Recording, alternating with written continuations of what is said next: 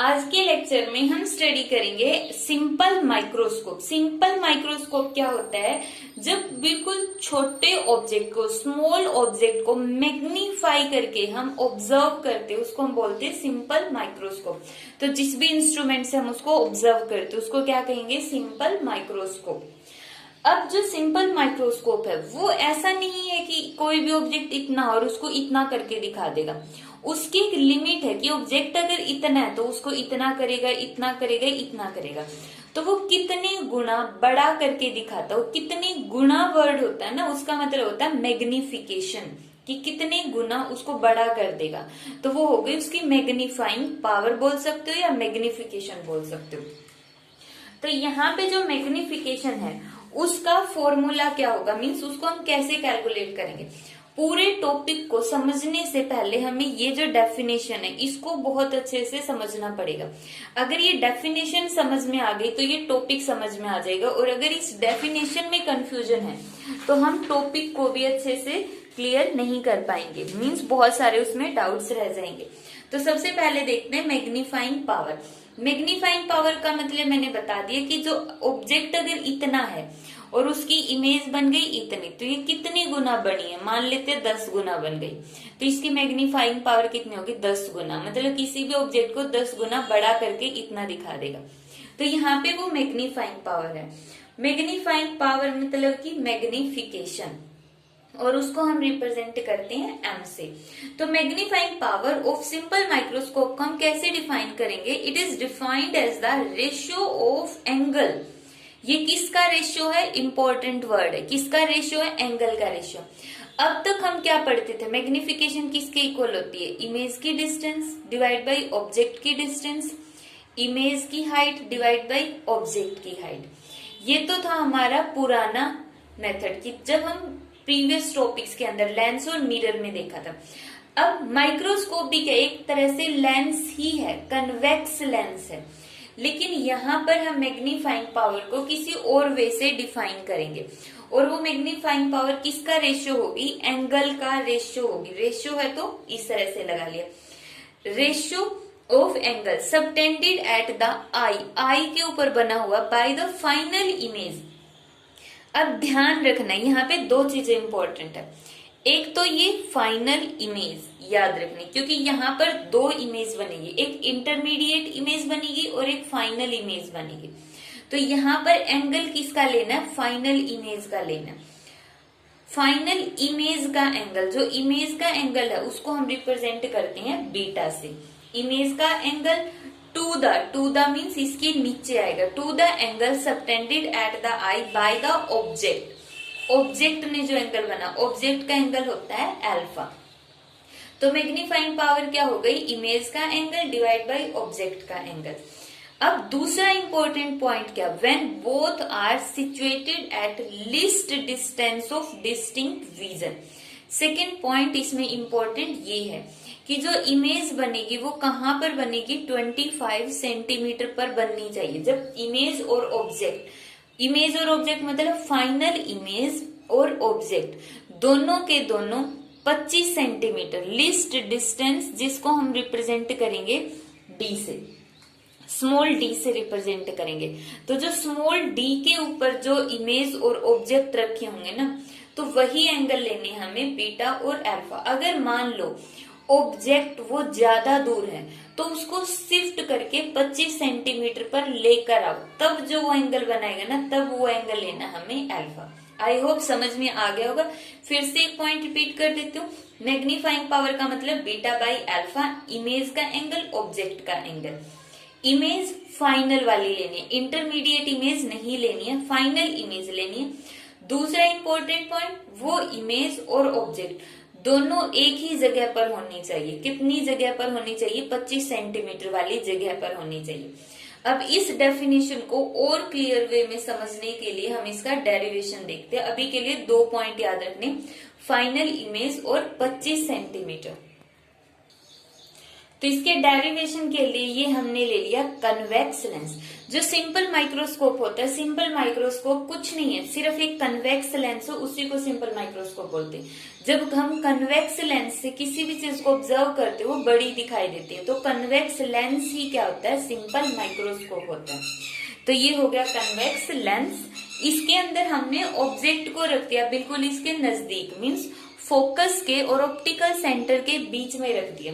अब हमें ये बात पता है कि जब ऑब्जेक्ट फोकस और ऑप्टिकल सेंटर के बीच में होता है तो उसकी इमेज बनती है, वर्चुअल इमेज बनती है।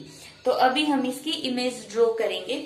इमेज ड्रॉ करने के लिए एक लाइन तो इसके प्रिंसिपल एक्सिस के पैरेलल में जाएगी और दूसरी इस तरह से यहां से चली गई, दूसरी लाइन जाएगी इसके ऑप्टिकल सेंटर से। अब ये दोनों इस साइड तो कभी मिलेंगे नहीं, मिलेंगे कहां पर, पीछे जाके। पीछे बढ़ा दो तो ये बन गई इसकी इमेज, यहां पे इसकी इमेज बन गई। यहां पे जो इसकी इमेज बनी है, अगर हम ऑब्जेक्ट को रिप्रेजेंट कर रहे हैं ए बी से, इमेज बन गई इसकी ए डैश और बी डैश। ये इसकी क्या बन गई, वर्चुअल इमेज बन गई सेम साइड में। क्यों, क्योंकि ऑब्जेक्ट है।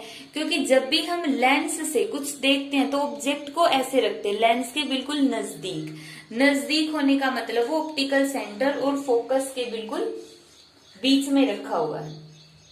ठीक है, तो ये हमारे हो गए। अब मैग्निफिकेशन पावर का फॉर्मूला क्या था, बीटा बाई अल्फा। ठीक है, अब हम इसको स्टडी करते हैं। अब यहाँ पे बीटा कौन सा है और अल्फा कौन सा है। तो डेफिनेशन में हमने एक पॉइंट पढ़ा था कि जो आई होगी हमारी, ठीक है, वहां से list distance of distinct vision, जो 25 सेंटीमीटर की दूरी होगी। अब ये जो आई है ये हमने बनाने के लिए इतनी दूर बने, एक्चुअल में ये इतनी दूर नहीं है, लेंस के बिल्कुल नजदीक होती है। जो घड़ी वाला होता है, वॉच मेकर होता है, तो उसको हमने कभी बार ऑब्जर्व किया हुआ, वो जो घड़ी के पार्ट्स को, वॉच के पार्ट्स को ऑब्जर्व करता है, वो लेंस को और घड़ी को बिल्कुल आई के नजदीक रखता है। तो यहाँ पे हमारी आई भी लेंस के बिल्कुल नजदीक रखी होगी यहाँ से। और जो ये फाइनल इमेज बनी है वो आई से लगा लो या लेंस से, एक ही बात होगी, डी डिस्टेंस पर बनी होगी। ये डी कितना होगा, 25 सेंटीमीटर। तो फाइनल इमेज बन गई यहाँ पर ए डैश बी डैश। अब इसमें इंटरमीडिएट इमेज नहीं बनेगी, इंटरमीडिएट इमेज बनेगी कंपाउंड माइक्रोस्कोप में और टेलीस्कोप के अंदर। तो अब यहाँ पर देखो,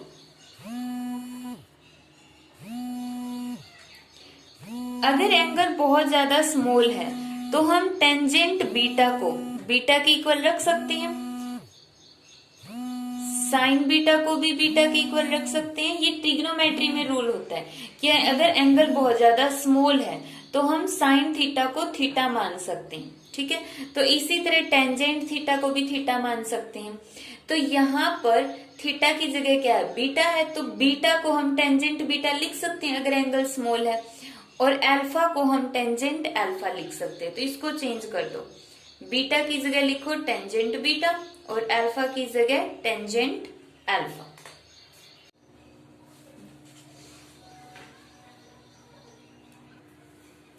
अब हमें यहाँ पे ट्रायंगल देखनी है कि कौन सी टेंजेंट बीटा की वैल्यू कैसे निकालेंगे, टेंजेंट अल्फा की वैल्यू कैसे निकालेंगे। बट उससे पहले तो हमें यही देखना होगा कि बीटा कहाँ पे और अल्फा कहाँ पे है। अब बीटा कौन बनाता है, फाइनल इमेज। फाइनल इमेज कौन है इसमें, ए डैश बी डैश।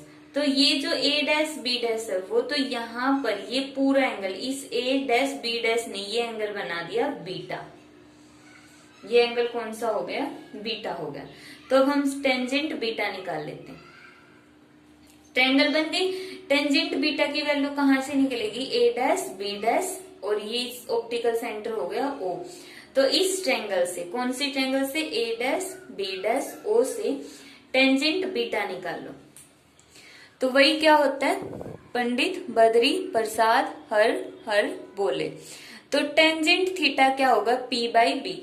थीटा के सामने की साइड परपेंडिकुलर, तो थीटा के सामने कौन सी है, A dash B dash, divide by base, base क्या होगी यहाँ पे ओ बी डैश, ये हो गया बेस। तो ये तो निकल गई टेंजेंट बीटा।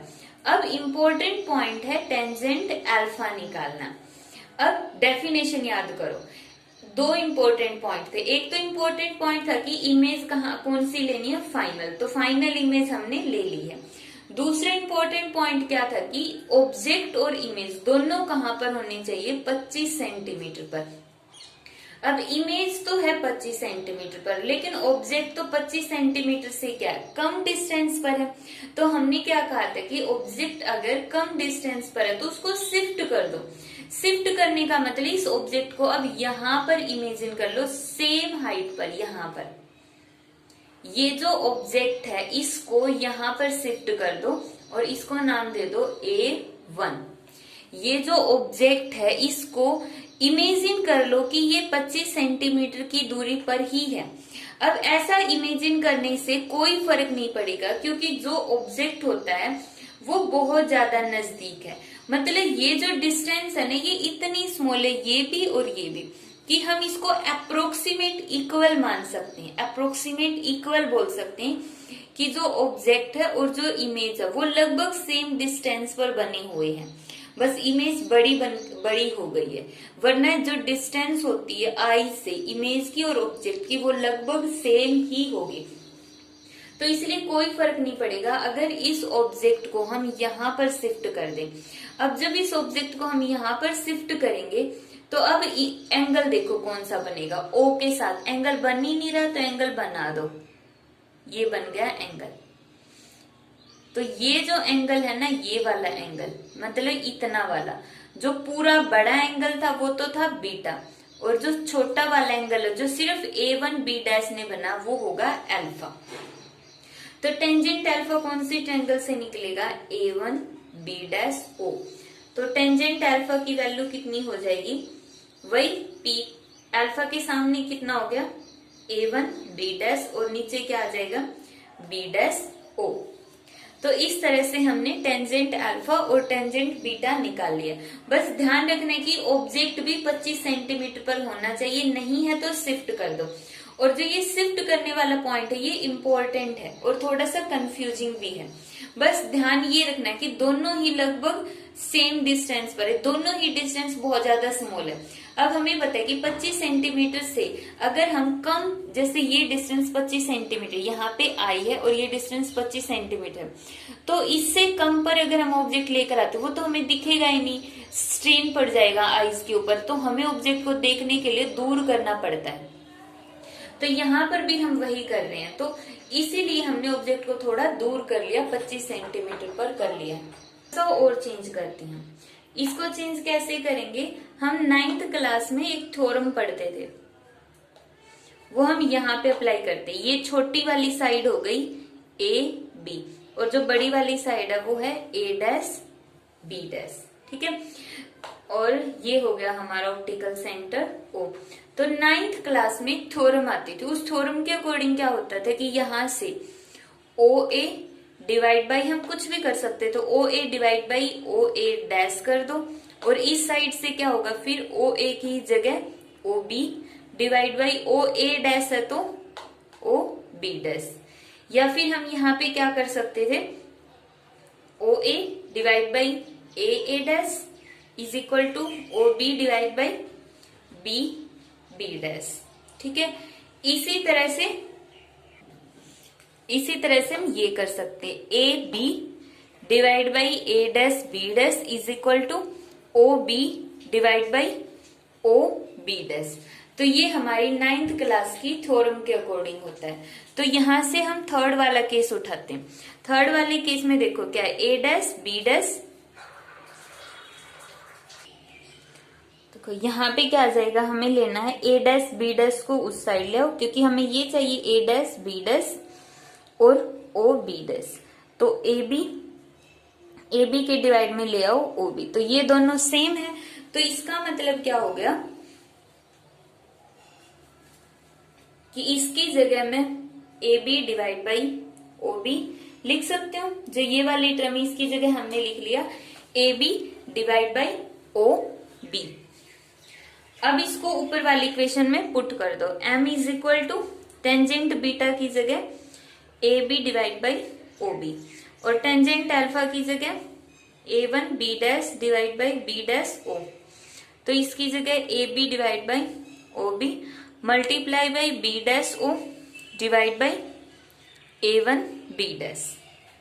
अब देखो ए वन बी डैश वो तो ए बी के इक्वल है, A one B dash A B दोनों सेम हाइट के, तो ये दोनों तो इक्वल है तो कैंसिल। तो यहाँ पे क्या बच गया, B dash O divide by B O. तो m की value B dash O image की डिस्टेंस जो हो गया माइनस वी, ओ बी क्या है ऑब्जेक्ट की डिस्टेंस जो हो गया u। तो m की वैल्यू कितनी आ गई, v डिवाइड बाई u आ गई। अब लेंस फॉर्मूला क्या था, 1/v minus 1/u is equal to 1/f। हमें चाहिए v/u की वैल्यू, तो दोनों साइड v से मल्टीप्लाई कर दो। आ गया, v से v कैंसिल, कितना आ गया 1। v/u की वैल्यू चाहिए तो v/u को उस साइड ले आओ और v/f को इस साइड। v/f इस साइड प्लस में, इस साइड आ गया माइनस में, और v/u हो गया उस साइड। तो ये आ गया, वैल्यू पुट कर दो। v/u की जगह कितना आएगा 1 माइनस v/f। अब जो v है, ठीक है, एक तरह से ये डेरिवेशन यहाँ पे कंप्लीट। जो सिंपल माइक्रोस्कोप होता है उसकी मैग्नीफाइंग पावर हो गई इतनी। यहां पर हम v की जगह d पुट कर सकते। v किसके इक्वल होता है, -25 सेंटीमीटर। v की वैल्यू कितनी है, -25 सेंटीमीटर। इमेज कहां पर बन रही है, 25 सेंटीमीटर पर। लेफ्ट साइड में है तो -25 v की जगह, और 25 को हम किससे दिखाते, d से। तो v की जगह माइनस पुट कर दो, -d, माइनस पहले से ही, तो कितना आ गया +d। तो मैग्निफिकेशन का सिंपल माइक्रोस्कोप के अंदर जो मैग्नीफाइंग पावर होती है उसका दूसरा फॉर्मूला होता है m is equal to 1 + d/f। ठीक है, तो ये हमारा होगा दूसरा फॉर्मूला। अब जो सिंपल माइक्रोस्कोप है वो कहां तक वैलिड होता है, जब मैग्निफिकेशन की वैल्यू कितनी होगी, अप्रोक्सीमेट या फिर लेस देन इक्वल टू 10। जब मैग्निफिकेशन 10 हो या इससे कम हो तो हम सिंपल माइक्रोस्कोप यूज करेंगे। अगर हमें मैग्निफिकेशन 10 गुना से ज्यादा चाहिए तो हम उसके लिए कंपाउंड माइक्रोस्कोप यूज करेंगे, जो हम अपने नेक्स्ट लेक्चर में देखेंगे। तो सिंपल माइक्रोस्कोप के अंदर क्या होता है, मैग्निफिकेशन की वैल्यू इक्वल टू और लेस देन 10 होती है।